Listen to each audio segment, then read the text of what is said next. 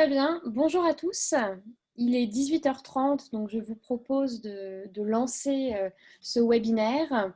Alors déjà, merci à tous les intervenants au nom de Sinopia d'avoir accepté de participer à cette conférence qui est organisée à l'initiative des jeunes de Sinopia, dont nous avons ici deux représentants qui vont animer cette conférence, donc Romain Labiole et Béatrice de León-Cobo, tous deux membres des Sinopia et qui viennent de publier un article dans le Journal des Futurs sur la situation au Mali. Donc je leur laisse tout de suite la parole. Béatrice, Romain, à vous de jouer. Alors, bonjour à tous. Merci beaucoup à la fois aux spectateurs et aux intervenants de suivre ce webinaire qui est évidemment en lien énorme avec l'actualité. Donc, l'actualité qui est sur les enjeux de sécurité au Sahel. En effet, comme vous le savez tous, août dernier, le Mali voyait une nouvelle fois ses institutions trembler suite à la suite d'un coup d'État organisé par le Comité national pour le salut du peuple. Ce groupe de l'armée malienne a promis l'organisation d'une transition politique et civile, mais il subsiste une inquiétude forte de la part des autres pays et organisations, comme la France et la CEDEAO notamment. Alors, pour nous éclairer sur ces questions-là et sur les causes possibles et les conséquences de ces événements au Mali, pour le Mali et pour la zone du Sahel, nous recevons aujourd'hui trois spécialistes que je remercie une nouvelle fois. Tout d'abord, Monsieur Bertrand Ract-Madou.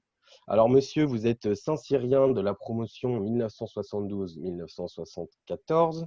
Vous êtes ancien chef d'état-major de l'armée de terre, puis gouverneur des Invalides, et vous avez rempli de nombreuses missions sur des théâtres d'opération, notamment au Sahel. Ensuite, nous recevons, merci à lui, monsieur Nicolas Normand. Donc, vous êtes plusieurs fois ambassadeur de France dans des pays sur le continent africain, notamment le Mali. Vous avez consacré la majeure partie de votre carrière au continent africain, ce qui n'est pas rien. Et vous êtes l'auteur de l'ouvrage Le Grand Livre de l'Afrique, consacré aux transformations de l'Afrique subsaharienne et son devenir. Enfin, nous recevons M. Guillaume Sotomayor. Merci beaucoup d'être là. Donc, vous êtes ingénieur de recherche au pôle sécurité-défense du Conservatoire national des arts et métiers, le CNAM, et vous enseignez à l'Institut d'études politiques de Strasbourg, donc Sciences Po Strasbourg, à Sciences Po Paris et à Saint-Andrews. Alors, comment est-ce que nous allons nous organiser pour ce webinaire? Donc, tout d'abord, comme vous le savez, il doit durer 1h30. Nous allons consacrer environ 1 heure à un échange avec nos intervenants, structuré autour de 3 thématiques, et nous consacrerons le reste aux questions des spectateurs. Alors, par souci de clarté, nous ne prendrons que les questions écrites et explicitement adressées à un intervenant. Je vous invite donc, au long du webinaire, d'écrire vos questions dans l'espace prévu à cet effet. Donc, vous avez un onglet en bas à droite, normalement. Et nous nous chargerons, donc pour la fin du webinaire, de relayer vos questions. Enfin, nous sommes nombreux et c'est super. Donc, nous vous demandons de veiller à bien maintenir vos micros coupés. Ça permettra la clarté pour tout le monde. Alors, nous allons pouvoir rentrer dans le vif du sujet. J'espère que ça a été clair pour tout le monde, avec cette première question introductive à laquelle chaque intervenant va répondre. Alors, je vous demande, messieurs les intervenants, une réponse d'environ 5 minutes puisque c'est introductif et que nous pourrons développer tout au long des 4 thématiques. Alors, la question est d'abord adressée à M. Rakht Madou. Quels sont, selon vous, les facteurs déterminants qui ont conduit le gouvernement malien à tomber pour la 2e fois en 8 ans? J'adresserai ensuite ma question à M. Normand et enfin à M. Sotomayor. Bien, écoutez, merci beaucoup, cher ami. Avant d'essayer de répondre, et je pense que les 2 autres intervenants qui sont des experts à un titre bien plus marqué que moi compléteront mon analyse. Je voudrais dire en introduction que je suis très heureux d'intervenir devant Sinopia Jeunes, car ça me fait un grand plaisir de voir de jeunes chercheurs s'intéresser à la situation au Mali notamment et en Afrique de façon plus générale. Bon, pour ma part, je m'intéresse au Mali depuis, on va dire, une quinzaine d'années. D'abord dans un poste que j'occupais au sein des services de renseignement français à la DGSE, puis en tant que chef d'état-major de l'armée de terre, puisque bien sûr nous avons engagé de façon importante nos soldats à partir de 2013 dans cette région. Il ne faut pas trop se focaliser sur les putschs au Mali, parce que je crois que ça fait partie des habitudes locales. Vous avez voulu relever les 2 derniers, vous savez tous bien sûr qu'il y en a eu 2 précédemment, et que ça scande la vie politique du Mali, et il y a bien sûr des raisons à ça. Alors, le plus ancien, c'est bien sûr celui de 1968, qui avait été fomenté par des militaires déjà, venant du camp de Kati déjà, parce que 15 km au nord de Bamako, il y a un camp où ça bouillonne régulièrement et les soldats, chaque fois qu'ils ne sont pas satisfaits de la situation, eh bien, interviennent. Donc, le lieutenant Moussa Traoré a évincé le président Keïta de l'époque. 1991, nouveau coup d'État, cette fois on monte en grade, c'est un lieutenant-colonel, Amadou Toumani Touré, bien sûr connu de tous sous le surnom d'ATT. Donc il va renverser Moussa Traoré, qui aura quand même laissé un souvenir un peu ambigu, et qui vient d'ailleurs de mourir en septembre 2020. Et il faut savoir que les colonels auteurs du dernier coup d'État ont été le saluer avant sa mort. Il est mort le 15 septembre. Et que, comme toujours en Afrique, quand on prend de l'âge, on devient un sage. Mais dans sa jeunesse, il a quand même sérieusement animé la vie malienne. Le président ATT, parce qu'il a été finalement élu après une période de transition, il a été élu en 2002, réélu en 2007. Mais arrive 2012, et là, bien sûr, on rentre beaucoup plus dans la période moderne, et c'est au tour d'ATT d'être renversé une nouvelle fois par des militaires, un capitaine, le capitaine Sanogo, qui vient comme d'habitude de Kati, et qui manifestement n'a pas d'ambition personnelle, puisque dès 2013, à l'issue d'une période de transition, le pouvoir est confié au président élu, Ibrahim Boubacar Keïta, IBK. Et c'est celui-ci, bien sûr, qui sera renversé en août de cette année. Alors, pourquoi autant de coups d'État? Pourquoi un rôle de l'armée aussi important? Je crois qu'on peut distinguer dans ces coups d'État les coups d'État qui ont visé à la prise du pouvoir, et c'est les plus anciens, alors que les coups d'État récents visent surtout à se débarrasser du président en place, parce qu'il y a une insatisfaction, et à assurer une transition démocratique s'agissant des 2 derniers coups d'État.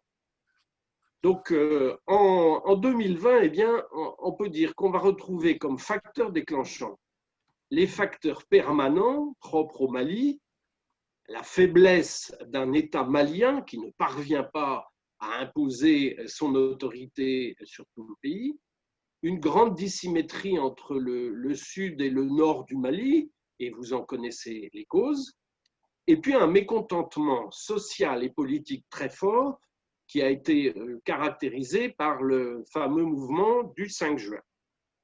Donc l'été était déjà bien chaud, mais on peut revenir une seconde sur les causes d'insatisfaction des militaires. Il y a d'abord, bien sûr, des revers sur le terrain. L'armée malienne n'est pas si bien équipée, n'est pas si bien entraînée et perd régulièrement des soldats, quelquefois en quantité. Or, fin 2019, le président Ibeka n'a pas, de l'avis des militaires, accordé suffisamment d'importance aux soldats tués. Vous le savez, en France, depuis notamment l'Afghanistan, on fait très attention à honorer nos soldats, à accompagner les familles, etc. Sans doute, au Mali, eh bien, ça n'a pas été fait. Donc, la base était extrêmement insatisfaite. Et puis, il y a eu 2 incidents qui sont d'une part la responsabilité d'un général, le général Sangaré, qui n'a pas été capable d'empêcher un massacre de Peul par des Dogons, dont vous avez entendu parler. Donc, en fait, l'armée laisse trop faire les milices armées, qui perturbent bien sûr le fonctionnement des pays. Et puis, il y a toujours les problèmes de corruption qui génèrent une inefficacité, un sous-équipement. Mais on peut quand même être satisfait d'une chose, c'est que la bande des colonels sont en fait des gens assez raisonnables, ceux qui ont fait ce dernier putsch, assez sérieux. Certains ont été formés à Moscou, d'autres ont été formés en France. Ils n'ont pas tiré un coup de fusil. Ils ont certes emprisonné temporairement le président et son gouvernement, mais ils les ont libérés assez rapidement à la suite des négociations avec la CEDEAO. Et depuis, eh bien, ils ont fait des déclarations, somme toute, assez apaisantes sur leurs intentions. Et le gouvernement, et je terminerai là-dessus, le gouvernement qui a été formé pour cette première période après le coup d'État, bien sûr, laisse la place à des postes clés à un certain nombre de militaires, mais on trouve aussi d'autres personnalités, bon, un président Peul, on trouve des Touaregs, on trouve aussi des gens qui sont soutenus par l'imam Dicko. Enfin, il y a quand même dans ce gouvernement un amalgame qui peut-être pourrait être source d'espoir pour la suite. Voilà. Merci beaucoup. Je vais passer la parole à Monsieur Normand pour répondre à la même question, s'il vous plaît. Merci. Alors, d'abord, il y avait un contexte particulier au Mali, d'État très fragile, très faible, et de mécontentement aussi vis-à-vis du président Ibeka, et de façon plus générale de dysfonctionnement de la démocratie. Lorsque le président Ibeka a été élu en 2013 d'abord, et puis réélu ensuite, il était dans son 2e mandat, il avait promis quand même de tirer le pays de la crise profonde dans laquelle il était depuis 2012. Or, en 2020, rien n'était résolu. On voit bien qu'au contraire, la situation s'était dégradée assez profondément en matière de sécurité, que l'accord d'Alger vis-à-vis des séparatistes dans le Nord n'avait pas beaucoup non plus avancé. Évidemment, la situation économique et sociale n'était pas bonne. Les perspectives semblaient assez pessimistes à tous égards. Et donc, il y avait une sorte de déception et de mécontentement, évidemment aggravé aussi par des incidents divers et variés, et surtout l'idée que le régime était corrompu. Il y a eu des images qui ont circulé sur le fils du président qui faisait la fête pendant que les soldats se battaient, des choses de ce genre. Donc il y avait un mécontentement ambiant. Alors ensuite, il y a eu une étincelle qui a été des élections législatives pour lesquelles la Cour constitutionnelle a changé le résultat, puisque pour une quinzaine de députés, elle a inversé le résultat en faveur évidemment du pouvoir. Et donc ça a été interprété comme la provocation de trop. Et donc le mouvement M5 s'est développé à partir de là. C'est un mouvement qui rassemblait des personnalités politiques, des personnalités de la société civile, et sous l'autorité un peu morale de l'imam Dicko, qui était le guide et l'autorité morale d'un ensemble assez hétéroclite de gens très mécontents. Alors, les revendications de ce mouvement étaient assez radicales puisqu'elles demandaient le départ prématuré ou précipité du président Ibeka, qui avait encore 3 ans de mandat, et ça faisait seulement 2 ans qu'il avait été réélu.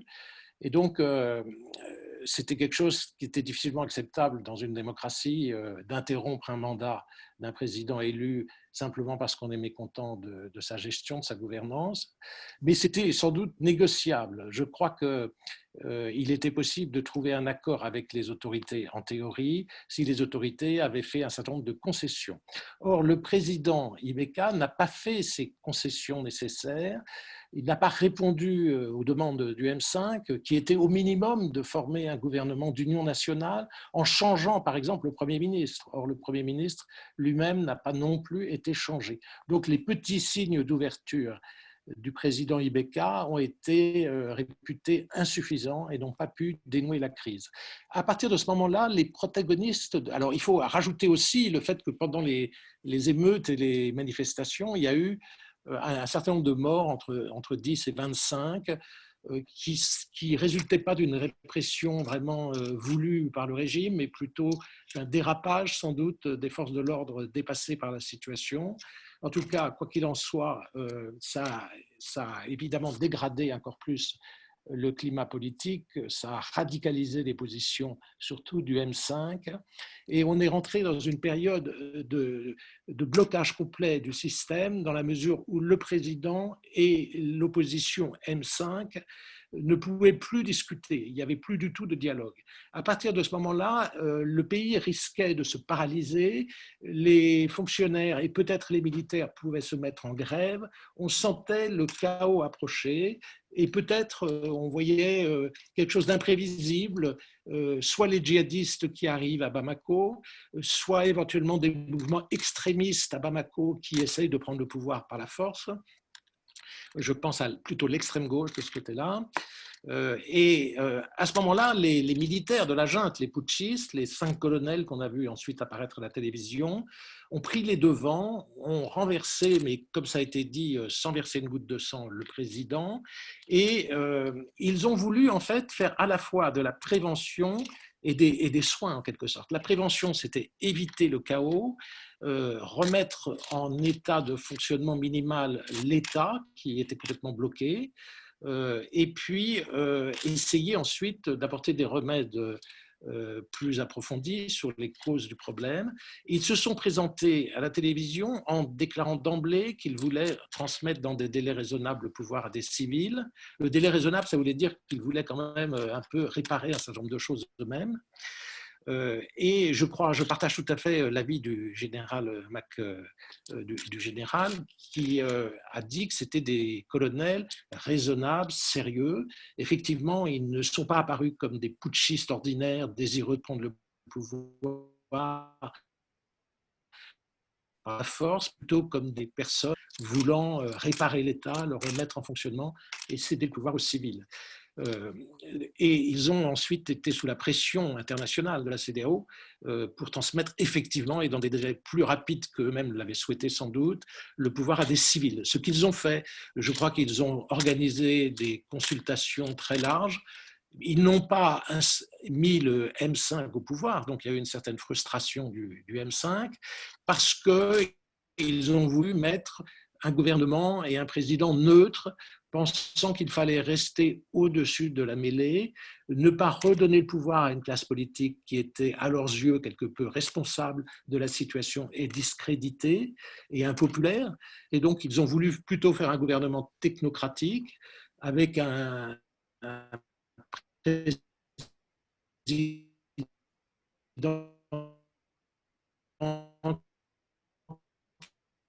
est un ancien. Il ne reflète pas non plus qu'ils sont au Mali, mais reflète cette volonté d'un gouvernement neutre qui prépare les élections. Et donc, dans 18 mois, des élections législatives, présidentielles, probablement aussi constitutionnelles auront lieu, et ça sera à ce moment-là à cette classe politique de jouer son jeu normal.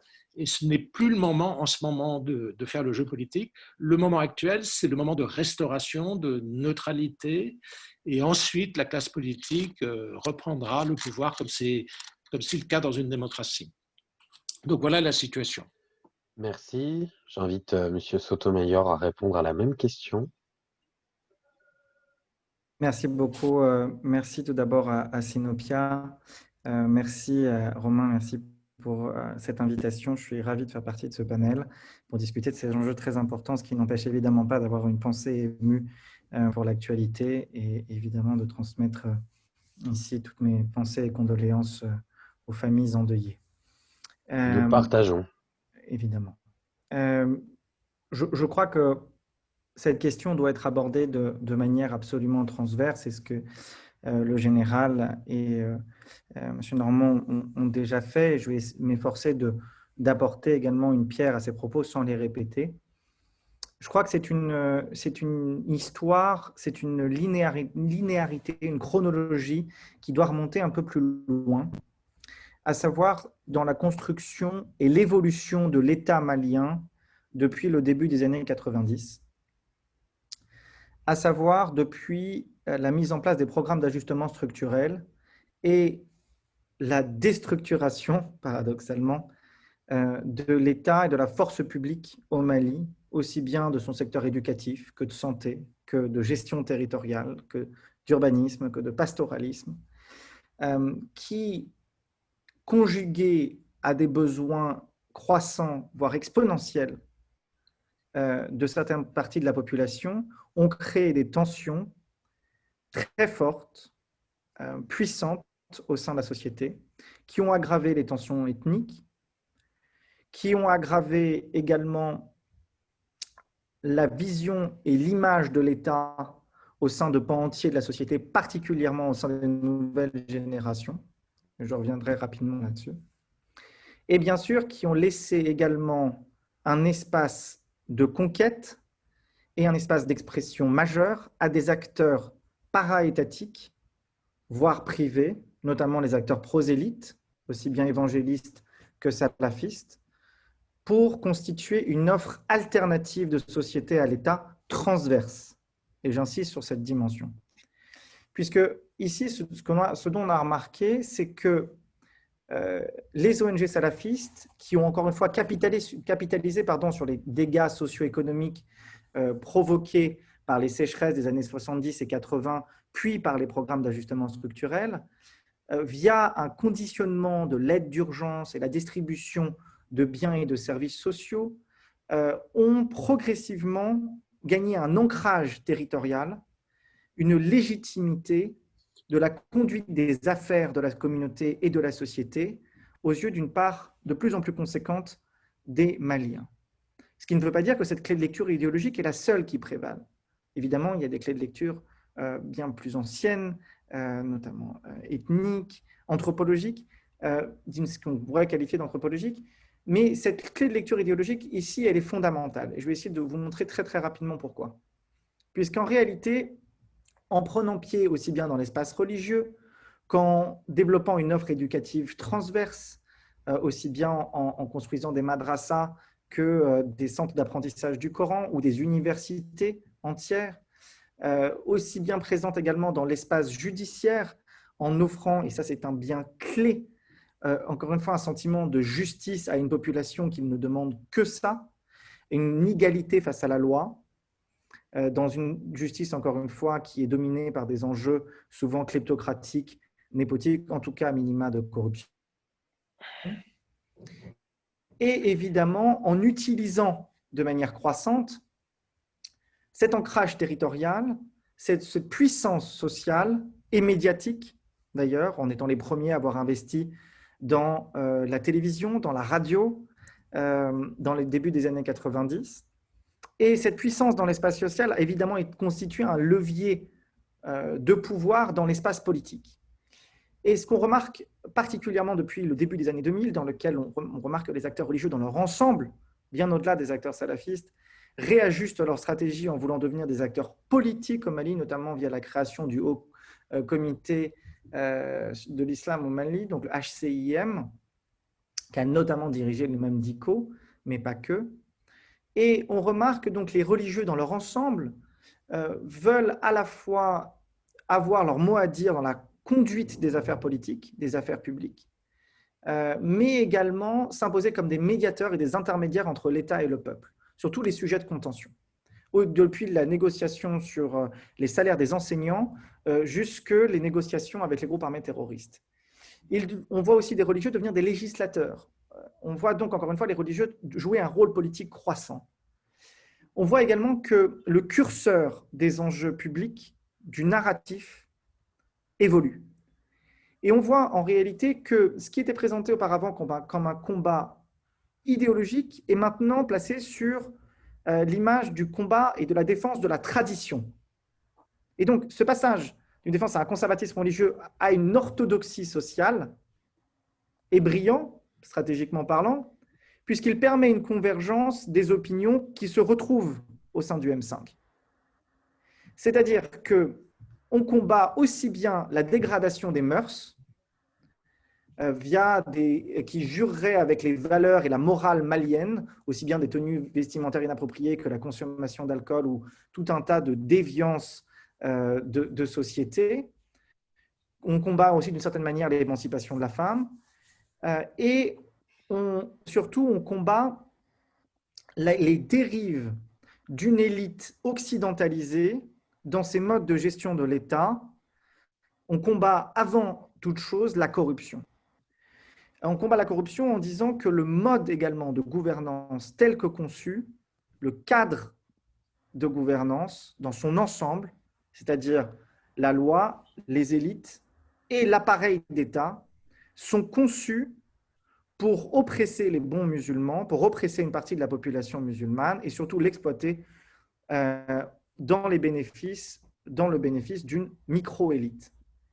Et là, je reviens sur l'actualité, vous en avez parlé, Monsieur Normand, il y a eu évidemment la vidéo de Karim Keïta en train de passer des vacances dans le sud de l'Espagne sur un bateau et qui ont été volontairement sortis par des gens du M5 durant les contestations pour les alimenter.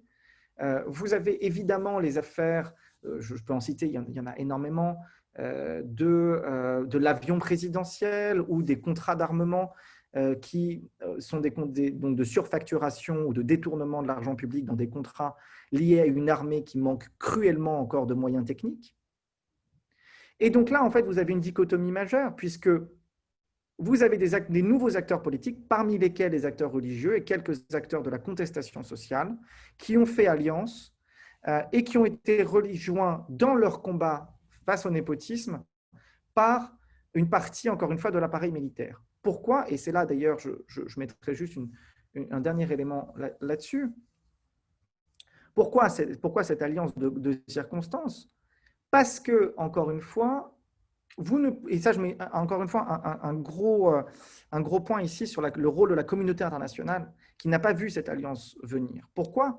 Parce qu'en se concentrant pendant des années sur le renforcement des capacités, plutôt de ce que se concentrer sur, encore une fois, une forme de justice et de fonctionnement systémique des institutions, on est passé, encore une fois, à côté de ce qui constitue le quotidien de la plupart des Maliens, à savoir pouvoir recevoir à la fin du mois un salaire ou une somme d'argent suffisante pour avoir un toit et avoir de quoi manger.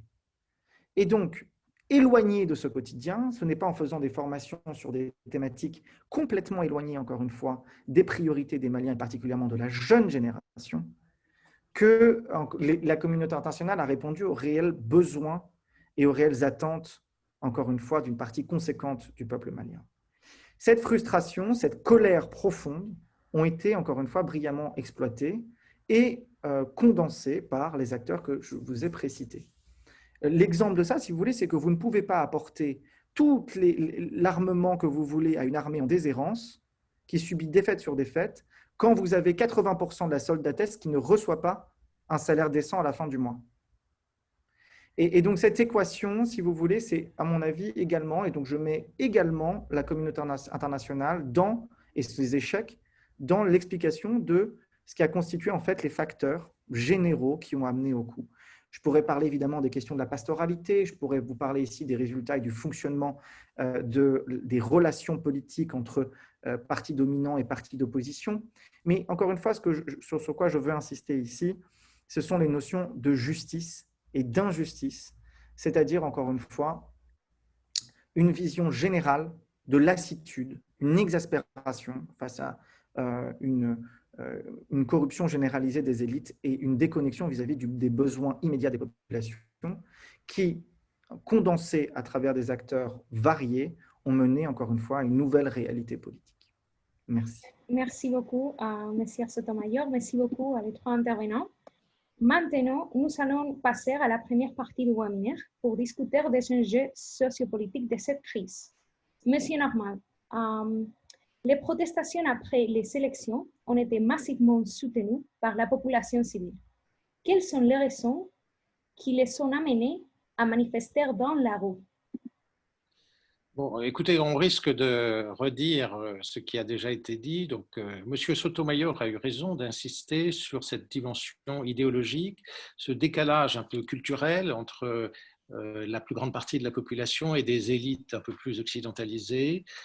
Certaines essayent de jouer le jeu de la démocratie, mais c'est une démocratie qui ne fonctionne pas, qui est un peu caricaturale, qui est une démocratie intégiste. La population voit que se sont corrompus, le pays avec des résultats satisfaisants, et effectivement, à ce moment-là, sensible au discours de nouveaux acteurs qui sont les religieux, et spécialement les religieux radicaux. Alors, certains vont jusqu'à rejoindre les groupes armés, mais c'est généralement pas pour des raisons religieuses, c'est pour des raisons de désespoir social, ce n'est pas le sujet tout de suite, mais il est vrai qu'il y a une sorte d'exaspération dans la population, et ils sont sensibles au discours selon lesquels ce régime, ce type de gouvernance, c'est-à-dire la démocratie, sur le modèle présumé occidental, est inadapté et ne servirait pas les véritables intérêts et les valeurs aussi de la population musulmane, puisque ces valeurs insistent sur l'intégrité, l'honnêteté, l'honneur et combattent évidemment la corruption. Et la corruption serait intimement liée à ce fonctionnement de la démocratie occidentale, en tout cas tel qu'il est appliqué en Afrique. Bon, alors en fait, c'est un discours qui est évidemment trompeur. Ça, c'est ce que Sotomayor n'a pas souligné, et je voudrais quand même le souligner, c'est que ce discours, il est facile, n'est-ce pas? La critique est toujours beaucoup plus facile que les remèdes. Or, les remèdes, à mon avis, sont de perfectionner le système démocratique parce que l'État tel qu'il fonctionne et la démocratie avec l'État n'ont pas tellement d'alternatives. Personne n'a trouvé un système étatique, autoritaire ou démocratique différent d'un système organisé avec des institutions politiques. Et en matière d'institutions politiques, personne n'a trouvé mieux qu'une démocratie quand elle fonctionne bien. Parce que les régimes autoritaires, les régimes militaires, on voit bien dans d'autres pays africains qu'ils sont également rejetés par la population, qu'ils finalement aboutissent à favoriser également un petit clan, une oligarchie au détriment de la population et qui n'améliore pas le sort de la population. Alors maintenant, ce mécontentement, il pose un problème plus grave qui est que l'État malien ne fonctionne pas bien et donc il y a une véritable crise de l'État parce que, ça a été dit, la justice ne fonctionne pas ou elle est complètement corrompu, inadapté. C'est là où le modèle copier-coller occidental fonctionne le moins bien en Afrique, parce que le formalisme compliqué de la justice occidentale n'a pas été adapté quand même à la culture particulière des pays du Sahel. Donc il faudrait effectivement perfectionner ce modèle judiciaire. Mais ça ne veut pas dire non plus qu'il faut remplacer une justice performante par une justice expéditive et brutale, où on couperait les mains, où on flagellerait les gens sans défendre les personnes présumées coupables, voilà, de façon expéditive, radicale et brutale. Et ça, c'est également une justice inacceptable. Donc, il faut perfectionner le système judiciaire et non pas le remplacer par quelque chose qui est encore pire. Alors, cette crise de l'État, elle n'est pas seulement pour la justice, on l'a dit pour l'armée, ça a été mentionné, je ne reviens pas là-dessus, mais c'est quand même très grave. Quand une armée n'est pas capable de tenir tête à des bandes de coupe-jarrets, ce qui s'est passé de manière répétée, n'est-ce pas? Ça s'est passé en 2012, ça s'est reproduit en 2014. Ces défaites de l'armée malienne, c'est elles qui sont à l'origine de la crise. Si l'armée malienne avait tenu le choc de ces milices ethniques armées, des séparatistes, des djihadistes, des narcotrafiquants, des bandits de grand chemin, toutes sortes de bandes armées prolifèrent dans des territoires où il n'y a plus ni loi ni ordre. C'est le Far West sans shérif, n'est-ce pas? Lorsqu'il n'y a plus d'État, des groupes armés apparaissent parce que les passions humaines s'expriment, que ce soit le ressentiment ou que ce soit l'envie, les gens s'expriment violemment. Il n'y a plus de limites, il n'y a plus de gendarmes, il n'y a plus de police, et il n'y a plus non plus de culture souvent pour modérer les personnes. Et donc, au départ, c'est vraiment la faiblesse de l'armée malienne qui est à l'origine vraiment de la crise, parce qu'on voit bien par comparaison avec la Mauritanie ou avec le Sénégal.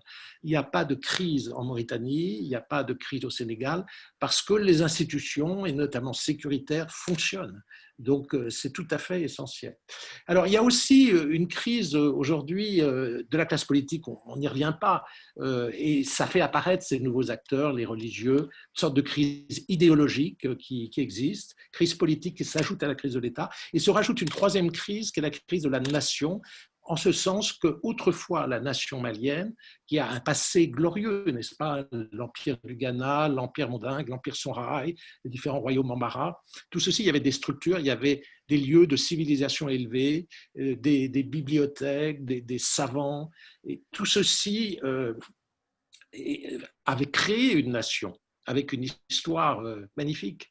Et bien aujourd'hui, une chose que je n'ai absolument pas ressentie lorsque j'étais moi-même en poste au Mali, il y a des conflits ethniques qui n'existaient pas parce qu'il y avait une bonne cohésion sociale entre les différentes communautés du pays.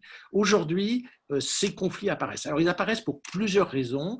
La première raison, je crois que c'est l'explosion démographique, il faut quand même le souligner. C'est la région du monde où il y a le plus d'enfants par femme et de façon répétée, il n'y a pas d'espacement dans les naissances, il y a des mariages précoces et par conséquent, la population augmente considérablement, alors même que les ressources agricoles ou pastorales diminuent fortement du fait de la désertification qui avance. Le désert a avancé de plus de 200 km en 50 ans. C'est dû au changement climatique, mais aussi à la déforestation humaine, au surpâturage. Donc, de plus en plus de personnes sur des territoires de plus en plus restreints, ça crée des tensions, une compétition qui n'existait pas aussi aiguë entre les pasteurs et les agriculteurs, qui se trouvent être effectivement des communautés différentes. Les Peuls semi-nomades sont souvent pasteurs, ou les pasteurs sont souvent Peuls, et les agriculteurs sont souvent des Bambara ou des Dogons. Et donc, il est apparu une sorte de déchirement du tissu social. Alors, une autre raison qui explique que ces tensions interethniques se soient développées, intercommunautaires, c'est le fait que les personnes qui arbitraient ces conflits, c'est-à-dire soit la justice, on a dit, elle est de plus en plus dysfonctionnelle, soit les autorités traditionnelles, elles ont été quelque peu balayées par une justice dysfonctionnelle. On a remplacé les anciens modes de régulation qui fonctionnaient par des nouveaux modes de régulation qui ne fonctionnent pas. On est dans l'entre-deux, il n'y a plus de personnes qui essayaient d'apporter une certaine régulation, comme les chefs de village, les maires, ont été les cibles privilégiées des djihadistes. C'est-à-dire que les djihadistes sont la troisième raison de l'éclatement de ce conflit intercommunautaire parce qu'ils ont précisément ciblé tous ceux qui pouvaient apaiser la situation ou arbitrer la situation pour se proposer eux-mêmes comme des administrateurs et pour eux-mêmes réguler les conflits agriculteurs, pasteurs. Et donc, on a maintenant un début de guerre civile. Donc, vous avez 3 conflits maintenant au Mali. Vous avez le conflit des séparatistes qui n'est pas du tout réglé parce que l'accord d'Alger pose beaucoup de difficultés et qu'on sait bien que ceux qui l'ont signé ne sont toujours pas désarmés aujourd'hui, n'est-ce pas, 5 ans après, qu'en plus, les plus radicaux parmi eux ont pris le dessus par rapport aux plus modérés. On voit qu'au sein de la CMA, c'est-à-dire les anciens séparatistes, ce sont les gens qui sont de tendance islamiste qui dominent maintenant le mouvement, le HCUA en particulier par rapport au MNLA. Et puis, ils dominent eux-mêmes par rapport à ce qu'on appelle la plateforme, c'est-à-dire les groupes armés loyalistes. Ils ont même été suscités une scission dans la plateforme. Il y a une plateforme SEMA maintenant. Donc, on voit bien que le général Aggamou, qui lui est loyaliste et qui cherche à attaquer, à défendre cette région contre les djihadistes, est désavoué par la SEMA. La SEMA, ces anciens séparatistes, disent aujourd'hui que la priorité n'est pas le combat contre les djihadistes, la priorité c'est l'application de l'accord d'Alger. Et ils disent on combattra ensemble les djihadistes lorsqu'on aura appliqué complètement l'accord d'Alger. Et donc, en réalité, ils se démasquent et ils montrent leurs accointances, leur connivence avec, en Sardine, avec Iyad Ghali. On voit bien que Iyad Ghali, aujourd'hui patron du GNIM, c'est-à-dire la branche Al-Qaïda des djihadistes, reste l'homme influent dans le Nord, que la SEMA reste quand même très largement sous son influence, pour ne pas dire sous sa tutelle, puisqu'ils refusent de le combattre. Ils veulent peut-être même le protéger contre l'EIGS, qui est encore plus radical, c'est vrai. En tout cas, on voit bien que ce problème du Nord n'est pas réglé. Donc ça, c'est le premier problème. Le deuxième problème, c'est les djihadistes qui se sont étendus dans le centre et dans tout le pays, et au-delà du Mali, au Burkina, au Niger, avec des extensions vers les pays côtiers. Et le troisième problème, j'en parlais tout à l'heure, c'est ces conflits intercommunautaires, donc, qui est un début de guerre civile. Comment combattre les djihadistes dans un début de guerre civile, n'est-ce pas? On voit bien qu'il y a 3 conflits qui s'imbriquent. Le problème des séparatistes, qui n'est pas réglé, le problème des djihadistes qui s'étend, et le problème du conflit intercommunautaire qui tend aussi à s'étendre. Donc, ces trois contentieux, ces 3 conflits expliquent une dégradation sécuritaire de plus en plus marquée, malgré les efforts militaires. Ces efforts militaires, ils sont essentiels. Si on les supprime, c'est la catastrophe absolue. C'est les villes qui tombent. Barkhane est le dernier rempart. C'est le dernier rempart. Si vous supprimez Barkhane, que va-t-il se passer? Alors là, on peut faire malheureusement à ce moment-là des scénarios absolument catastrophes. Voilà. Merci, M. Norman. On parlerait de l'opération Barkhane un peu après. Maintenant, si le général Rakhmado ou M. Sotomayor souhaitait vous compléter quelque chose à la réponse, ça serait le moment. Et sinon, on passe à la deuxième partie pour discuter de l'échange sécuritaire. Je pense qu'on peut, ça a été très complet, très intéressant ce qu'on vient d'entendre. Donc peut-être que vous pouvez poursuivre et puis on reviendra s'il le faut sur certains aspects. Je vais juste très rapidement compléter sur 1 ou 2 points. Et bon, après, je ne suis pas tout à fait d'accord sur certains éléments sur la menace djihadiste ou la présentation qui a été faite d'Al-Qaïda ou de l'État islamique, mais on pourra revenir sur ça. Il y a derrière, je pense que M. Normand l'a parfaitement présenté, une armée malienne qui a des soucis, je pense que ça doit être rappelé ici, de sa gestion ethnique, qui est un point très très important, ancien, qui a un problème de népotisme, qui a un problème de sous-entraînement, qui a un problème sur les payes, qui a un problème sur le matériel, sur sa constitution, etc., qui a eu un problème de morale très important suite à l'abandon de poste dans plusieurs zones, suite à des échecs marquants également aux yeux des militaires. Une opposition avec une partie de la société civile qui a été très forte, très marquée. Vous avez eu derrière donc également une mise à l'amende de l'armée, alors que l'armée a depuis toujours, comme ça a été rappelé par le général et par M. Normand, eu un rôle politique clé. Et là, il y a un événement très important qu'un certain nombre d'analystes ont oublié, qui a été les fuites du rapport du Conseil de sécurité, du groupe d'experts 2374, sur la situation au Mali, et qui est sorti, qui était prévu fin août. Il y a eu des fuites dans la presse en juillet et qui accusait notamment, ça a été rappelé, le général Sangaré d'un certain nombre en tout cas d'omissions et d'actions problématiques autour de la gestion de la conflictualité au nord, de sa relation avec un certain nombre de milices et d'ethnies. Et derrière, ça a joué un rôle majeur dans le fait qu'un certain nombre de membres de l'armée rejoignent le camp des putschistes, puisque c'était la réponse de l'État et de l'armée malienne dans son ensemble, l'institution qui était attaquée à travers ce rapport. Donc ça c'est une chose que je voulais juste rappeler ici. La deuxième est que l'armée malienne, en réalité, est considérablement plus faible en termes juste numéraires. Elle a 16 500 à peu près militaires dans ses rangs, pour un pays qui fait 7 fois, par exemple, la taille du Sénégal, qui, lui, a 19 000 membres dans son armée, ou la Mauritanie, qui en a 21 000. Donc ça, c'est un problème, encore une fois, majeur. Les rotations ne se font pas ou se font très difficilement. Il y a un problème dans le nombre de militaires qui peuvent suivre un certain nombre d'entraînements. Encore une fois, je l'ai dit tout à l'heure, dans la gestion des payes, des primes, etc., qui ont été détournés pendant de très nombreuses années et qui sont très difficilement réformés. Donc ça, c'est, je dirais, sur le côté militaire. Très rapidement, sur la jeunesse et sur le fond de ce qui a constitué, encore une fois, la contestation depuis de longs mois, qui a partiellement, encore une fois, mené au coup. Les revendications, elles aspiraient tout simplement à des meilleures conditions de vie, à davantage de justice sociale, économique, foncière, éducative. Et les nouveaux leaders religieux, encore une fois, ainsi qu'une partie pas toujours, encore une fois, idéologisée de cette jeunesse, ont rejeté violemment la puissance publique et ses principaux symboles, à des échelons très locaux et à des échelons nationaux.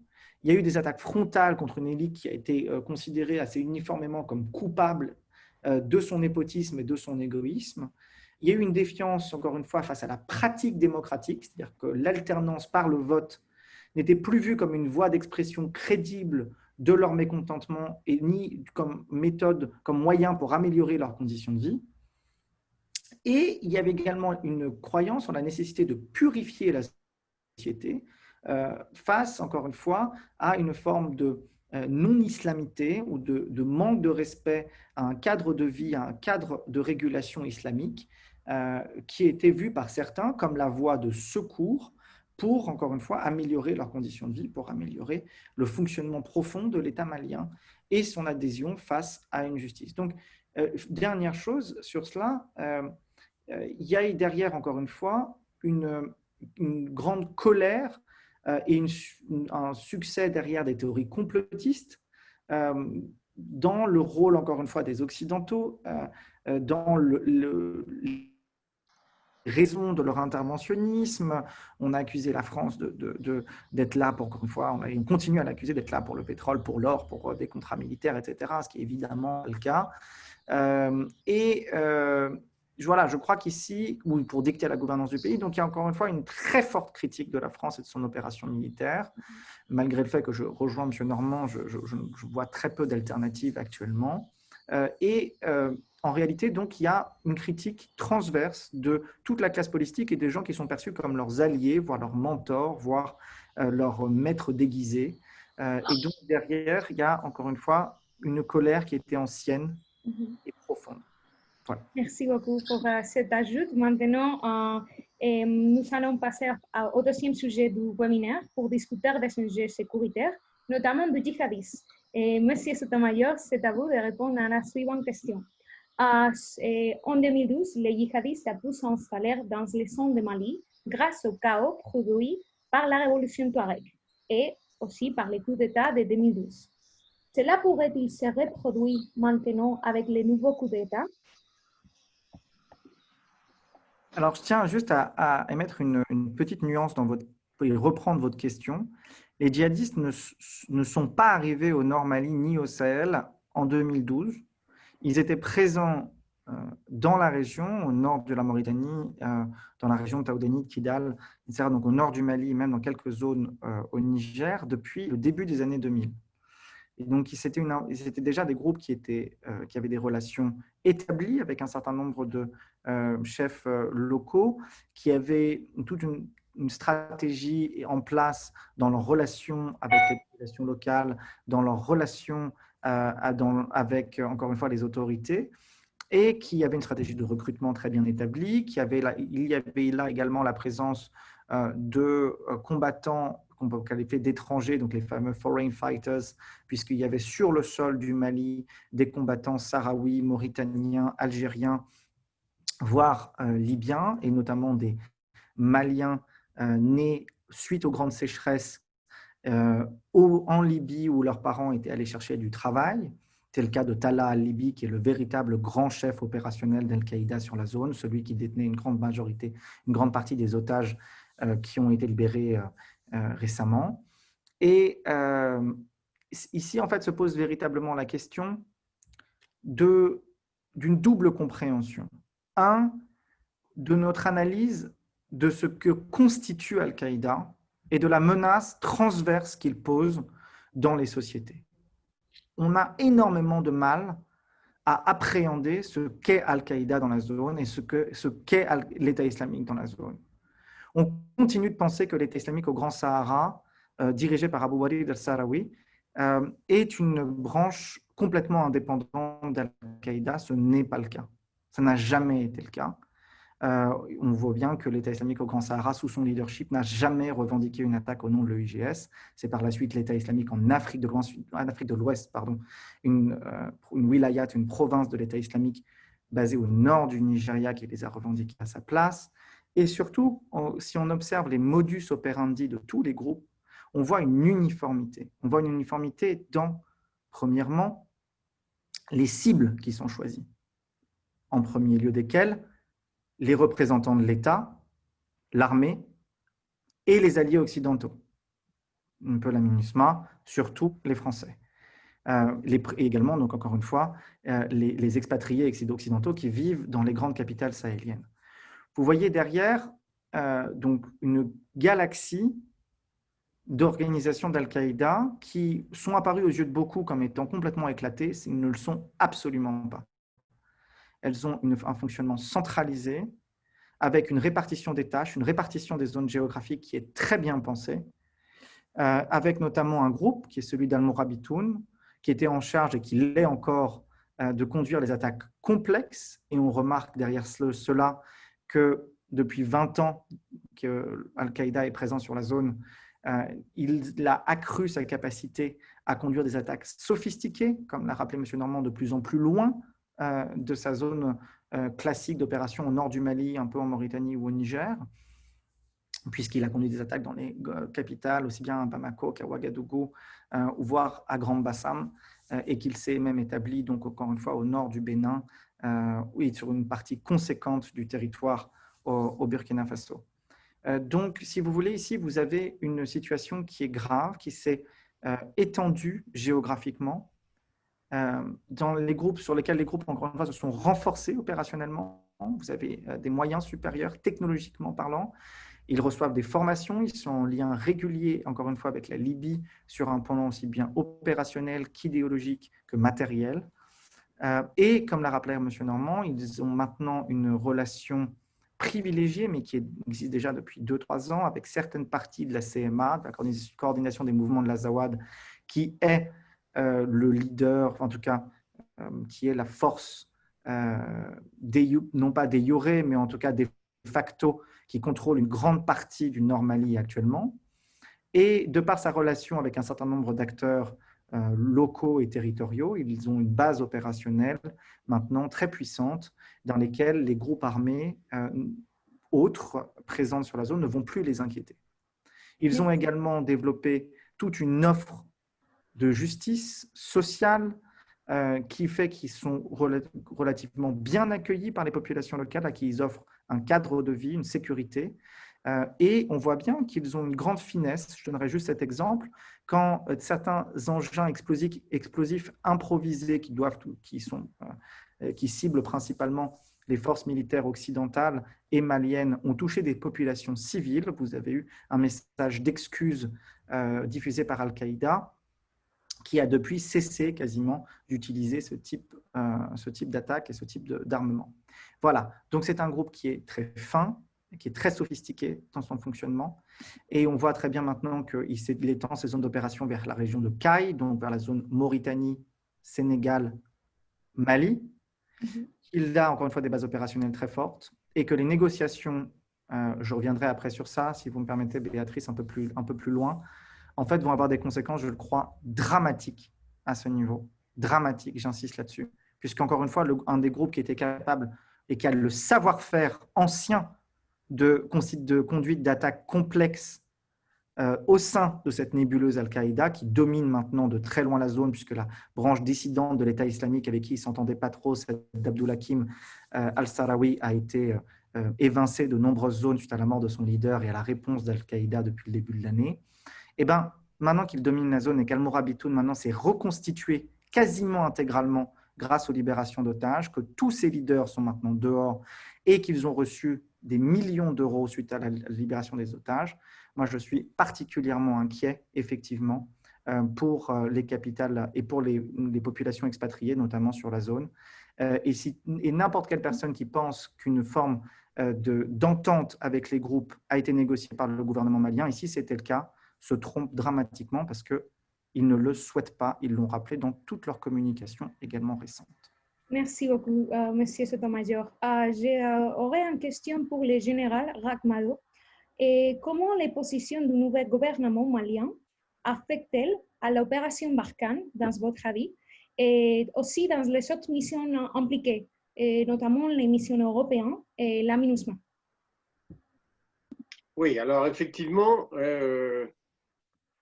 ce changement important avec le départ du président Ibeka, l'arrivée d'un gouvernement de transition, aurait pu perturber très gravement la situation militaire. Bon, on vient d'avoir des descriptions, je dirais, un petit peu pessimistes, mais qui sont réelles, d'une situation compliquée. On ne peut pas dire que le coup d'État, en tout cas à mon avis, ait modifié très sensiblement le paysage militaire.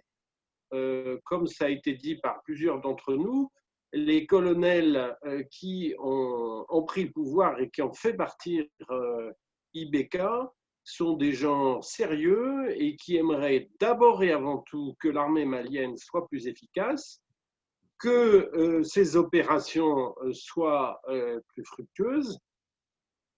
Et bien sûr, on peut discerner dans la population quelques manifestations anti-françaises. On a vu un drapeau français brûlé, au passage remplacé par un drapeau russe. Donc il faut savoir qu'on n'a pas que des amis dans l'environnement politique à Bamako notamment. Il y a les Algériens qui font un travail de sape, il y a les Américains qui sont là une fois et puis qui ne nous soutiennent pas pour d'autres choses. Donc, on va parler un instant de toutes ces opérations militaires qui s'emboîtent les unes dans les autres. Et je partage l'avis de l'ambassadeur Nicolas Normand. À court terme, il est absolument impératif que ces opérations se poursuivent, que la certaine stabilité qu'elles assurent ne soit pas perturbée.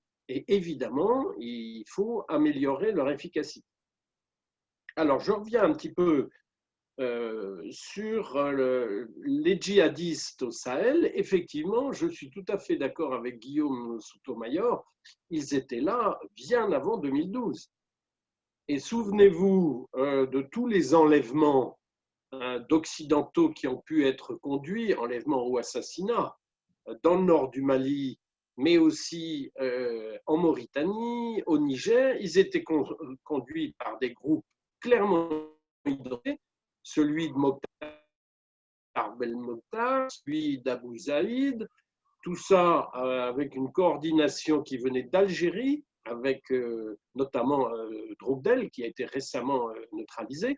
Mais à cette époque-là, et j'étais bien placé pour le savoir, on n'avait pas du tout un dispositif militaire fiable sur l'ensemble du Mali.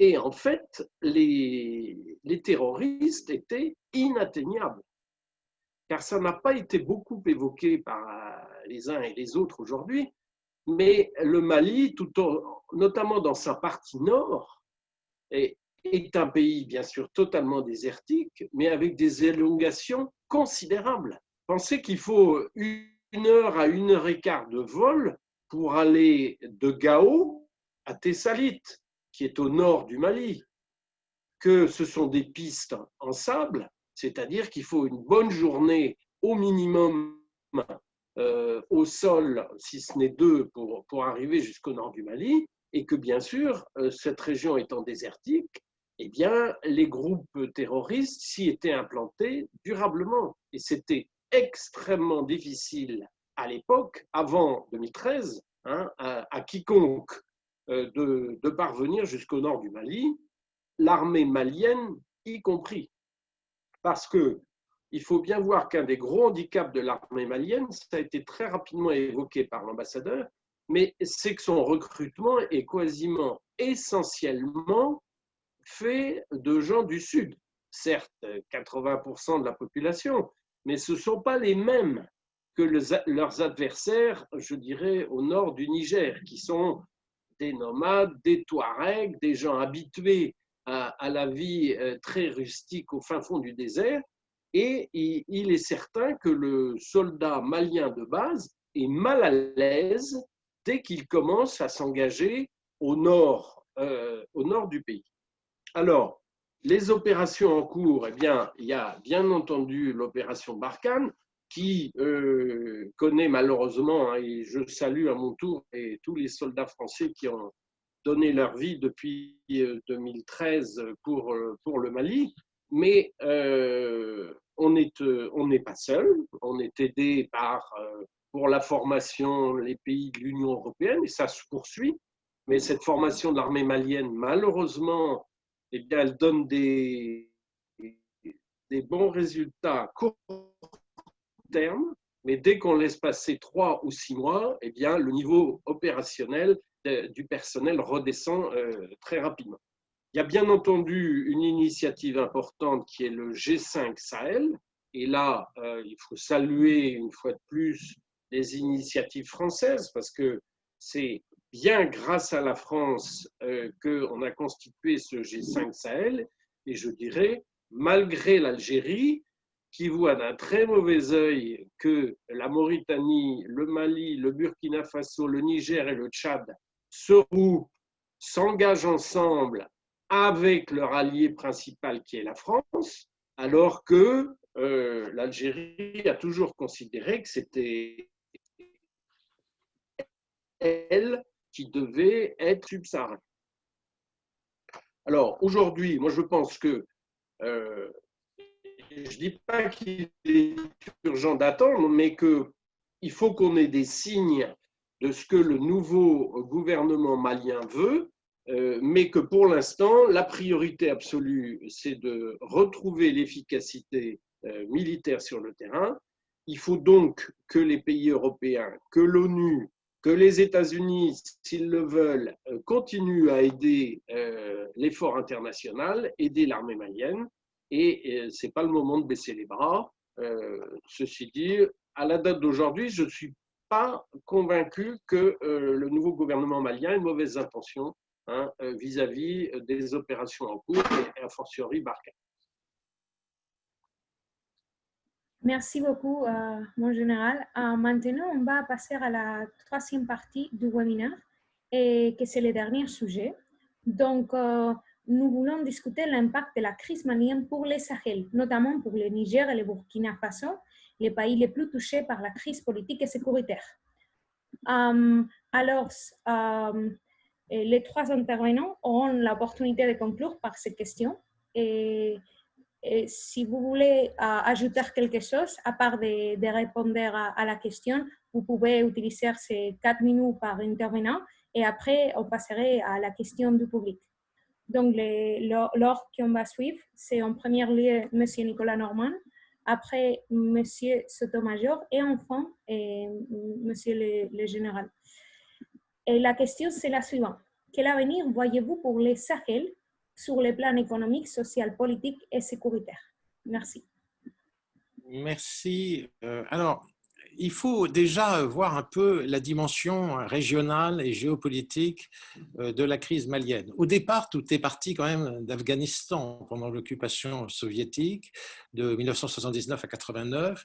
Les États-Unis et l'Arabie saoudite ont financé, stimulé des mouvements djihadistes qui étaient naissants à l'époque. C'était véritablement né en Égypte encore auparavant. C'était resté théorique. Il y avait Saïd Qutb qui avait fait des écrits. Il avait été pendu au Caire en 1966 à cause de ses recommandations de djihad salafiste armé. Ça visait les régimes arabes à l'époque. Ça a été appliqué concrètement pour la première fois en Afghanistan avec un armement et un entraînement financé par les États-Unis et l'Arabie saoudite à des guerriers djihadistes contre l'armée soviétique. Une fois l'armée soviétique retirée par Gorbatchev en 1989, Ben Laden était sur place, il avait aidé ces mouvements djihadistes au nom de l'État d'Arabie saoudite. À l'époque, ce n'était pas du tout un terroriste, c'était un fonctionnaire. Ensuite, lorsque cette affaire s'est arrêtée, ils se sont demandé ce qu'ils allaient faire. Chacun est revenu dans son pays. Ben Laden a voulu continuer, lui, en fondant Al-Qaïda un peu plus tard, contre de nouveaux ennemis qui n'étaient plus l'URSS, laquelle s'est d'ailleurs écroulée peu de temps après, en fin 91, mais les nouveaux ennemis, c'était Israël et les États-Unis et l'Occident. Et les terroristes d'Algérie, qui étaient en Afghanistan, sont revenus en Algérie. Pendant 10 ans, il y a eu la guerre civile des djihadistes en Algérie, il ne faut pas l'oublier, n'est-ce pas, pendant toute la décennie 90, après l'annulation des élections par le gouvernement, élections législatives. Les vétérans d'Afghanistan, avec Mokhtar Ben-Mokhtar et d'autres, ont pris le maquis, ont développé cette guerre qui a fait entre 100 et 200 000 morts en Algérie. Ça s'est conclu par une négociation, mais une négociation une fois que les djihadistes étaient vaincus militairement, en état de faiblesse. À ce moment-là, on leur a dit on veut bien vous pardonner si vous renoncez officiellement au djihad armé, etc. Alors, ça a fonctionné en Algérie, grosso modo, sauf les irréductibles qui sont arrivés au nord du Mali en 2000. C'était le GSPC qui s'est appelé AQMI à partir de 2007. Ils sont arrivés en 2000 au nord du Mali et ils se sont enrichis essentiellement par des prises d'otages et des trafics. Ils avaient donc pas mal d'argent. Et alors, ils avaient deux atouts très importants. Ils avaient trois atouts, si on peut dire. Premièrement, l'argent qui permet de recruter, d'acheter des armes, du matériel. Deuxièmement, une idéologie qui pouvait séduire, comme l'a dit Sotomayor, tous ceux qui rejettent ce qui apparaît comme imposé par l'Occident sous forme de politique ou sous forme de civilisation ou de valeurs, qui pouvaient choquer les populations attachées à leurs traditions et à leurs valeurs ancestrales. Donc, c'était un vivier possible qu'on pouvait essayer de séduire par des théories, par des idéologies radicales. Et le troisième atout qu'avaient ces gens-là, c'était que si on n'est pas d'accord avec eux, ben on vous tue en fait. Donc, il y avait une pression violente. Et à partir de ces trois éléments, n'est-ce pas, l'argent, l'idéologie et la pression violente, ils ont recruté. Ils ont recruté pourquoi ? Parce que l'État était absent dans toute cette zone du Nord Mali, mais c'est vrai dans tout le Sahel largement. Il y a les régions périphériques de ces grands pays qui sont délaissés parce qu'il s'agit d'États faibles, des États faibles pour la bonne raison qu'ils ont très peu de recettes fiscales, parce que l'économie est informelle et donc le budget du national est très peu alimenté, donc ils ne peuvent pas payer une armée, une gendarmerie, une police. Par exemple, au Mali, c'est le plus faible nombre de policiers par habitant dans le monde entier, n'est-ce pas ? Donc vous avez un encadrement sécuritaire très défaillant. Tout ça, c'est du pain béni, si je puis dire, pour les djihadistes, n'est-ce pas ? Donc ils ont prospéré. Alors, ils ont prospéré et en 2012, ils se sont associés brièvement aux séparatistes. Ils ont battu l'armée malienne une première fois. Serval les a battus en 2013, mais ils se sont éparpillés. Et on a bien vu qu'ensuite, Barkhane n'était pas en mesure, avec 5000 hommes, 4500, plus récemment 5000, sur un territoire immense. Rappelez-vous qu'en Afghanistan, il y avait à un moment 100 000 militaires pour un nombre de talibans qui n'était pas tellement supérieur au nombre de djihadistes qu'il y a actuellement au Sahel, n'est-ce pas ? Quelques milliers, en fait. Voilà. Et donc, la pression militaire n'est pas suffisante pour vaincre, pour remporter une victoire définitive, d'autant plus que ça ne traite pas forcément les racines du mal. Et en plus, la difficulté qu'a Barkhane, c'est qu'une fois qu'elle a neutralisé une zone, qu'elle a éliminé les groupes extrémistes violents dans une zone particulière, l'administration malienne ne prend pas le relais et ce territoire n'est pas géré. Ce territoire est vide. Et de nouveau, il est occupé par ces djihadistes qui, de nouveau, embauchent des jeunes et terrorisent tous ceux qui s'opposent à eux et tuent tous ceux qui ne sont pas d'accord avec eux-mêmes. Alors, on voit bien que le mouvement donc s'étend. Il s'étend aussi parce qu'il y a un échec du développement. On voit bien que cette région sahélienne n'a pas réussi son développement. Ce sont les pays les plus pauvres de la planète. Le sol est très aride, il n'y a pas beaucoup, quoi qu'on dise, de ressources naturelles, même s'il y en a un petit peu, surtout au Niger avec l'uranium, un peu de pétrole. Mais au Mali, pour l'instant, on n'a pas trouvé beaucoup de ressources importantes, même s'il y a de l'or, mais c'est plus au sud surtout. Et donc, vous avez des territoires pauvres avec une population croissante, des jeunes qui n'ont pas pu aller à l'école parce que le système éducatif est en faillite également. Et quand il n'est pas en faillite, les djihadistes tuent les instituteurs et sont contre tout ce qui représente l'État et des valeurs, selon eux, occidentales, c'est-à-dire l'éducation, n'est-ce pas? Au Nigeria, ils disent carrément Boko Haram, ça veut dire le livre est interdit. Et donc, il y a une espèce de rejet culturel de l'éducation sous prétexte qu'elle serait, soi-disant, d'influence occidentale, ce qui est évidemment nier le caractère universel du besoin d'alphabétisation, des sciences, d'apprendre ce qui a été découvert éventuellement ailleurs, peu importe.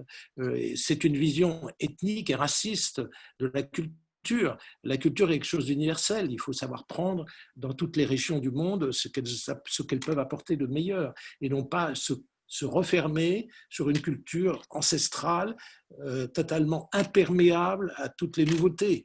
Or, c'est ça qu'il propose, et il propose comme programme un retour, en quelque sorte, au 7e siècle du prophète tel qu'il l'imagine. Et il est certain que les oulémas et les savants musulmans sont au contraire des gens qui veulent apprendre, s'ouvrir au monde, et que toute l'histoire de la civilisation musulmane montre au contraire cette ouverture et ce développement intellectuel que eux rejettent complètement. Alors, une absence complète de l'État, des moyens de pression, et ça c'est vrai pas seulement au Mali, c'est dans tous les pays, n'est-ce pas? Et alors, j'ajoute que au Burkina Faso, vous avez l'élément guerre civile qui est très important avec les milices d'autodéfense, n'est-ce pas? Il y a plus de 4000 milices d'autodéfense qui ont été créées dans les villages et ce processus dérape, c'est-à-dire que des conflits intercommunautaires entre agriculteurs, alors là-bas c'est les Peuls et les Mossi par exemple, dégénèrent dès lors qu'il y a des milices d'autodéfense qui attaquent les uns pensant à tort, souvent par amalgame, qui sont djihadistes et les autres soit se rapprochant des djihadistes, soit se vengeant, et donc on rentre dans un cycle de violence. Et donc ça a fait tache d'huile sur l'ensemble du Sahel, à l'exception du Sénégal et de la Mauritanie, je l'ai dit tout à l'heure. Oui, merci, M. Norman. Comme on a seulement 5 minutes pour passer à la question des publics, je voudrais donner la parole maintenant à M. Sotomayor. Merci beaucoup, Béatrice. Merci, M. Normand. Merci pour ce rappel, parce que je crois qu'effectivement, replacer cette actualité dans un contexte historique est fondamental et un éclairage trop souvent sous-estimé ou oublié. Moi, j'aimerais juste revenir sur deux éléments.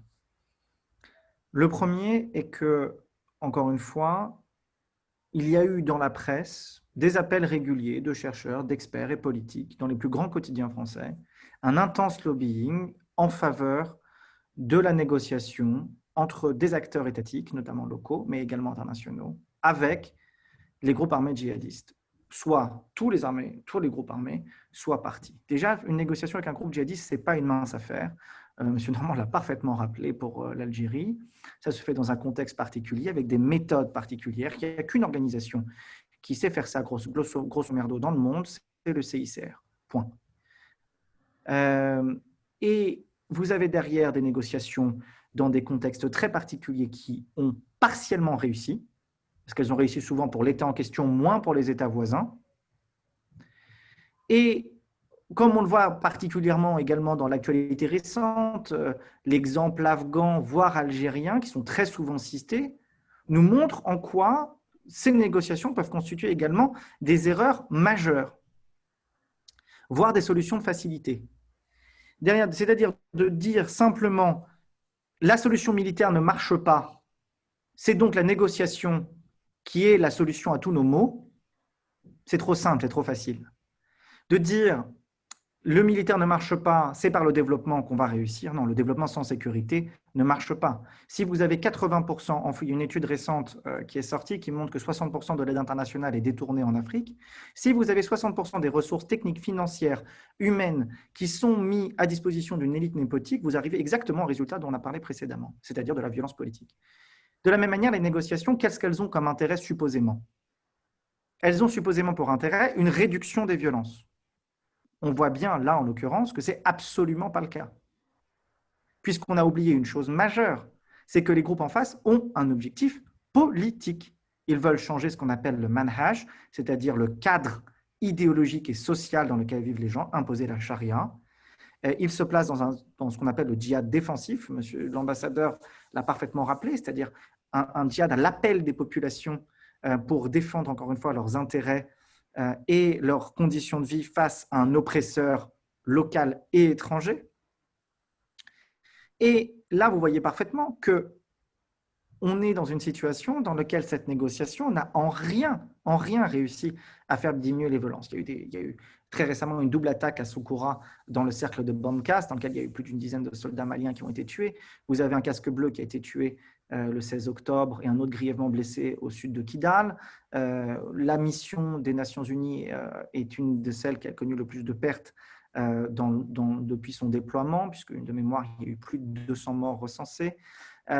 Vous avez encore un certain nombre de djihadistes, d'otages aux mains des djihadistes, et vous avez une police islamique des mœurs, qu'on appelle la Hizba, qui en réalité contrôle une partie de plus en plus importante de la vie du quotidien des populations à travers le Sahel, particulièrement au Nord Mali, avec l'application notamment de la charia, de l'enseignement, du contrôle des actes du quotidien, encore une fois, en proposant aux populations un nouveau cadre, en remplaçant ce que l'ambassadeur, une forme, encore une fois, d'identité de nation, et donc en faisant force alternative. Les négociations, encore une fois, ont deux effets véritables, et je terminerai par là. Premier effet, elles peuvent mettre en avant les plus radicaux au sein des groupes djihadistes. Pourquoi? Parce que quand, au départ, les négociations sont menées par Riyad Ghali et Koufa en leur nom propre, ils cassent un principe clé, essentiel, sacré au sein des groupes djihadistes, la solidarité et la compréhension, l'action au nom du groupe. Et donc là, vous avez eu une récupération de ces négociations et de l'action de ces deux leaders clés par des acteurs plus radicaux en disant qu'ils étaient compromis avec les élites locales. C'est notamment Abdul Hakim al-Sahraoui, le leader dissident dont je vous parlais tout à l'heure de l'État islamique au Grand Sahara, qui a récupéré ça et exploité cette ambivalence en recrutant un certain nombre de personnes du Front de libération du Massina au début de l'année et en lançant une offensive majeure contre Al-Qaïda, qui a été contrée par le grand leader opérationnel d'Al-Qaïda, Talal al-Libi, qui a repris la main sur le Front de libération du Massina, comme l'a dit monsieur l'ambassadeur, qui est un des durs au sein de l'organisation, quelqu'un d'extrêmement fin tactiquement et au niveau stratégique, et, je terminerai par là, qui a une ambition politique. Il se présente comme étant, encore une fois, un garant de justice entre les ethnies, au nom d'un autre cadre qui est celui de la charia. Il se présente comme le garant de la paix, comme le garant de la sécurité et de ce que veut véritablement le peuple malien, en étant très intelligent de ne pas rentrer en conflit avec les réseaux criminels ou avec les réseaux communautaires. Et donc là, en réalité, tout ce qui a permis cette négociation, c'est contre quatre otages de récupérer non pas 10 ou 15 moudjahidines combattants, comme ce qu'on a été dit dans certains médias, mais bien plusieurs dizaines, dont des leaders extrêmement importants, une somme d'argent clé, énorme, on parle de plus de 10 millions d'euros juste pour le prêtre italiens. Donc, c'est des sommes gigantesques. Et au vu des besoins financiers de ces groupes, ça va leur servir pour très longtemps. Et donc, derrière, vous avez une menace qui va continuer à s'étendre. Il y a un certain nombre d'alertes, encore une fois, sur le Niger, qui a été déjà très durement frappé ces dernières années. Vous avez encore une fois des alertes aussi sur le Burkina Faso, évidemment, lui aussi très durement frappé, avec les mêmes racines de l'instabilité politique, socio-économique que l'on a évoquées précédemment, avec évidemment des conflits pastoraux, comme l'a évoqué Monsieur l'ambassadeur, etc., qui vont s'entremêler, et donc différents niveaux de conflictualité qui pourraient conduire à une véritable déflagration. Il y a deux échéances qu'il faut rappeler ici. La première, qui est une qui a été trop souvent omise, et je ne comprends pas à ce jour que la presse ne s'empare pas de ce sujet, qui est le procès d'Ibrahim Addis, qui est le procès des 3 djihadistes qui devait avoir lieu le 27 octobre. De ce que mes informations me confirment, les 3 djihadistes qui devaient être jugés, ce sont notamment les personnes qui ont été derrière les attentats de la Terrasse ou d'autres grands attentats qui ont tué des dizaines de personnes ces dernières années, notamment à Bamako. Ces 3 personnes, qui devaient être jugées encore une fois le 27 octobre, ont été relâchées dans les 210 djihadistes il y a quelques jours. Ce procès, c'est l'incarnation de la défaite de la justice et de l'appareil d'État dans le rapport de force avec les djihadistes, qui ont évidemment pris une victoire non seulement politique, mais symbolique, et qui ont réaffirmé ce rapport de force à travers ces fameuses images, ces photos dans lesquelles on les voit rassemblés et faisant le pied de nez à la communauté internationale, aussi bien qu'à l'État malien, et en affirmant leur force. Et derrière ça, vous avez 2 autres échéances, qui sont les élections politiques au Niger, les élections de décembre, et les élections de la fin du mois en Côte d'Ivoire, elles aussi vérolées par la menace djihadiste dans son extrême nord-est. Et donc, voilà, il y a un certain nombre d'éléments qui m'inspirent à la plus grande prudence, si ce n'est à l'inquiétude, dans les évolutions politiques et sécuritaires dans les prochains mois dans la zone. Voilà. Merci beaucoup, Monsieur Sotomayor. Pour conclure, mon général, si vous voulez répondre à la question, quel avenir voyez-vous pour le Sahel sur les plans économiques, social, politique et sécuritaire? Merci. Bon, je vais essayer d'être synthétique parce que je pense que vous voulez donner la parole un petit peu aux auditeurs. Alors, à l'évidence, la solution d'une crise aussi compliquée ne saurait être militaire ou sécuritaire seulement. On est parfaitement d'accord.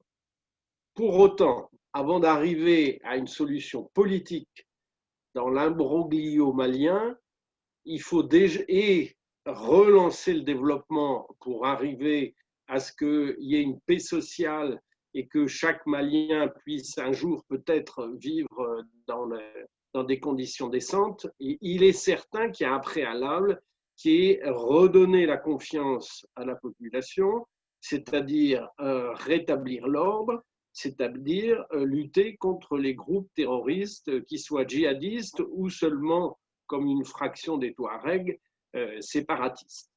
En tout cas, ça passe par une volonté politique très dure, très affirmée des autorités maliennes, et la même chose dans les autres pays concernés, bien entendu.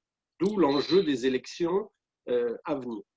Ça passe par un engagement international soutenu sur le plan militaire, et on sait quelles difficultés la France notamment rencontre pour attirer à ses côtés des forces européennes, les Américains, ou une mobilisation des nations africaines. Je dois dire que c'est un peu usant, et c'est donc difficile d'être très optimiste, mais si on parvient à mobiliser sérieusement et à former correctement les armées africaines, il y a encore, j'ai parlé tout à l'heure du G5 Sahel, qui a obtenu des résultats. La force conjointe a obtenu des résultats il y a quelques semaines en mettant la main sur un gros dépôt logistique djihadiste.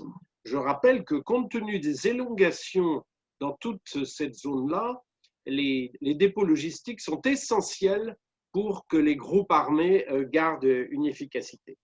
Il y a aussi un projet d'une force de 500 hommes des forces spéciales montées par les pays du G5 Sahel. Tout ça, bien sûr, eh bien, ça nécessite une mobilisation. Nous n'avons pas beaucoup d'argent. Le peu d'argent que l'Europe ou les Nations Unies arrivent à donner à des pays comme le Mali ne sont pas toujours utilisés à bon escient. Donc, il faudrait vraiment qu'on remette tout dans le bon ordre, qu'on évite de commettre des erreurs, celle qui a été évoquée par l'ambassadeur avec les accords d'Alger, qui ne sont sûrement pas ni la panacée ni la solution. Il faudrait aussi qu'on gère avec plus de finesse le problème Touareg, car les Touaregs étaient il y a encore 15 ans des partenaires possibles. Et depuis que Yag Agrali a rejoint les plus durs des djihadistes, eh bien, cette communauté nous échappe d'une certaine façon. Or, la solution au Mali viendra d'abord par un règlement politique des difficultés ethniques et les grandes différences entre le nord et le sud, indépendamment de la présence djihadiste. Voilà, j'ai essayé d'être concis. Je vous remercie beaucoup pour cet exercice de synthétisation. Maintenant, je vous laisse la parole au Romain pour synthétiser aussi les questions du public. Merci. Merci Béatrice et merci beaucoup à nos trois intervenants d'avoir répondu aussi exhaustivement aux questions. Alors, il nous reste très peu de temps. J'avais même envie de dire très peu de temps. Donc, on a retenu 2 questions et je vais vous demander, s'il vous plaît, de répondre le plus synthétiquement possible. C'est difficile. Alors, la première question est destinée à Monsieur le Général, de Oumarou Maïga. J'espère que je n'écorche ni le nom ni le prénom. Alors, pensez-vous qu'au vu de la densité du Sahel, la stratégie de négocier avec les terroristes est-elle stratégique? Est-ce qu'elle est pertinente, selon vous? Écoutez, je ne voudrais pas me défausser, mais j'ai entendu aussi bien Guillaume Sotomayor que l'ambassadeur évoquer cette partie-là. Pour ma part, je pense que face à des adversaires aussi acharnés, dont je rappelle que nous les avons rencontrés, bien sûr, en Afghanistan, nous les avons rencontrés plus récemment en Syrie, un peu en Libye et maintenant depuis une quinzaine d'années au Sahel, ce sont des combattants qui ne craignent pas la mort. Et ça, c'est un facteur absolument fondamental, car il y a depuis des siècles des lois de la guerre et on a face à nous des adversaires, non seulement qui sont tellement fanatisés qu'ils n'ont pas peur de mourir, mais qui cherchent même souvent à mourir par des actes terroristes, par les fameuses explosions entraînant leur mort dans les actions kamikazes, etc. Car ne pas oublier que, à l'exception des attaques contre les forces maliennes ou nigériennes et africaines, la plupart du temps, nos adversaires djihadistes aujourd'hui combattent par l'intermédiaire de pièges, d'explosifs improvisés, de mines, etc. Mais ils refusent systématiquement d'engager le combat, notamment avec les forces bien équipées, et notamment la force Barkhane.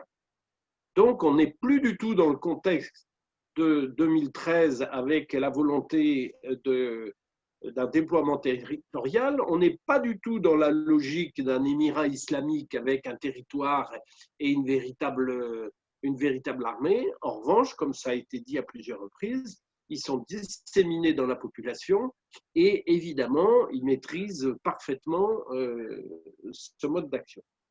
Négocier avec des gens qui ont des objectifs précis, qui ont été très bien décrits au cours de cette table ronde, eh ben, ça n'est pas toujours ni facile, parce que la plupart du temps, ils ne veulent pas.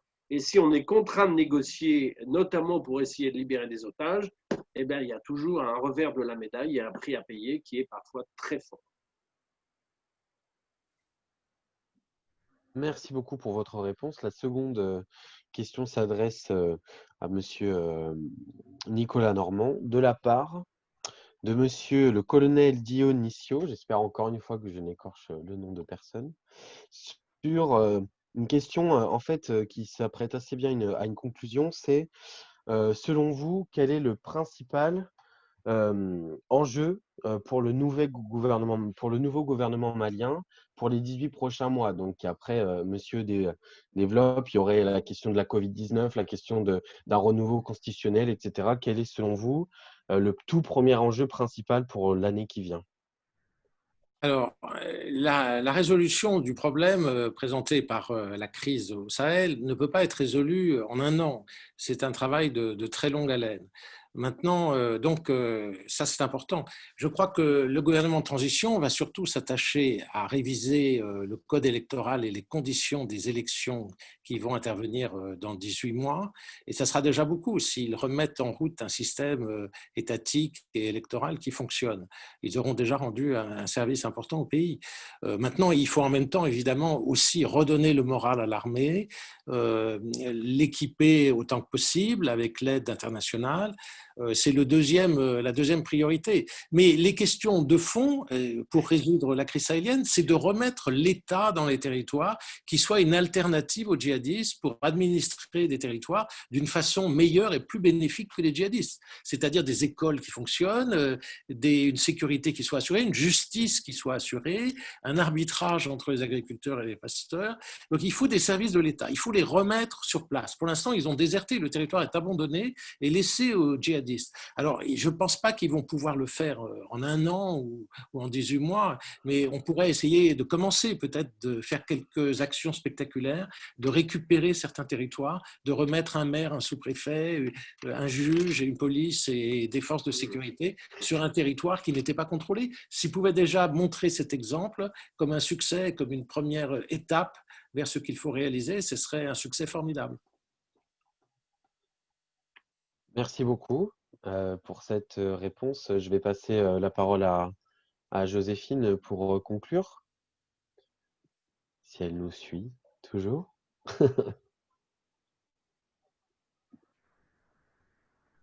Peut-être, Roman, on a le temps pour faire une autre question, si notre intervenant peut rester quelques minutes, parce que je veux qu'on a terminé les questions sur le public. Alors, ok, on va déborder un peu une dernière question. Alors, justement, il y avait une question sur je vais être plus clair, une question de Sidibé Balata, encore une fois, pardon si j'écorche quoi que ce soit. Est-ce que le manque de transparence, donc soupçonné de la coopération franco-malienne, ne participe-t-elle pas aux suspicions à l'égard de la France? La question s'adresse à qui? À moi aussi? À Monsieur Sotomayor, pardon. Monsieur l'ambassadeur, je peux évidemment vous laisser répondre si vous le souhaitez. Non, si vous voulez répondre, il n'y a pas de problème. Oui, je crois que il y a deux choses. Je pense que la communication de la France n'a évidemment pas été optimale dans sa présence au Sahel depuis un certain nombre d'années. C'est pas comme toute puissance, elle n'agit pas avec une perfection angélique. Il y a des raisons d'État. Il y a également un passif qui explique sa présence et son attachement à cette zone ainsi que son intervention. Seulement, mettre une forme quelconque de doute sur les intentions véritables de la France quant à sa présence au Sahel relève selon moi en réalité d'une erreur factuelle facile à vérifier. Et si vous voyez, comme le disait très bien Michel Rocard, entre l'absurdité et le complot, il faut souvent miser sur l'absurdité. Il y a 4 objectifs, si vous voulez, qu'on pouvait attribuer à la présence militaire française, qui est la plus grande de son histoire, et à un réseau diplomatique d'ailleurs aussi très important, au départ de son intervention entre 2012 et 2015. Premier objectif, contribuer avec ses partenaires européens, notamment à faire intégrer les acteurs militaires dans le jeu politique civil, notamment à travers ce que le général a rappelé, tous les programmes de renforcement capacitaire. C'est un échec puisque les militaires dont on a formé une partie ou contribué à former une partie ont réalisé un coup d'État. Une deuxième volonté, éviter un partitionnement du Mali. C'est un échec également puisqu'on a, ce que j'ai déjà dit tout à l'heure, une sorte de partitionnement de facto avec un pouvoir très important et qu'il me semble très difficile pour le moment de combattre de la CMA sur une partie conséquente du Nord Mali. Troisième objectif, éviter la diffusion de la menace djihadiste à travers la zone, ainsi que le renforcement, l'ancrage des réseaux criminels, puisque c'est l'autre grande menace qui traverse la zone. On voit que les réseaux criminels, notamment intégrés plus ou moins au sein de l'appareil d'État nigérien, sont plus forts que jamais dans cette zone. On voit qu'ils sont tout aussi puissants actuellement au nord du Mali et que la criminalité sous différentes formes, notamment environnementale, avec l'exploitation illicite de l'or, occupe une part très importante de l'économie au Burkina Faso, qui est un État en déliquescence avec à peine un tiers, un peu moins de la moitié du territoire sous contrôle effectif de l'État. Donc, troisième objectif, un échec, puisque, encore une fois, géographiquement, opérationnellement, les différents groupes, aussi bien terroristes que criminels, se sont diffusés sur la zone.